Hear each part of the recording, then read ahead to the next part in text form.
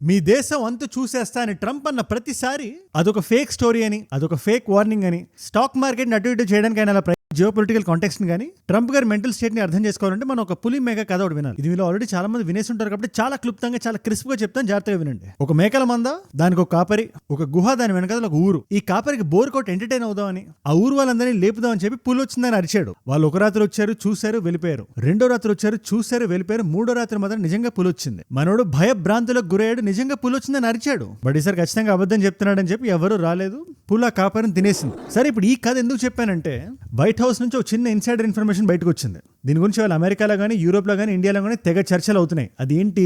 Tariff వేసేస్తా, మీ దేశం అంతు చూసేస్తా అని ట్రంప్ అన్న ప్రతిసారి అదొక ఫేక్ స్టోరీ అని, అదొక ఫేక్ వార్నింగ్ అని, స్టాక్ మార్కెట్ అటు ఇటు చేయడానికి ఆయన అలా ప్రయత్నిస్తున్నాడని, దీన్ని షార్ట్ సెల్లింగ్ అంటారు. అంటే సింపుల్ గా అందరికీ అర్థమయ్యేలా చెప్పాలంటే, అమెరికన్ ప్రెసిడెంట్ బయటికి బహిరంగంగా వచ్చి ఒక సొసైటీ మీద ఒక చిన్న వార్నింగ్ లాంటిది ఇస్తే స్టాక్ మార్కెట్స్ ముందు భయపడతాయి. అండ్ భయం గానీ, అన్సర్టనిటీ గానీ బెస్ట్ ఫ్రెండ్స్.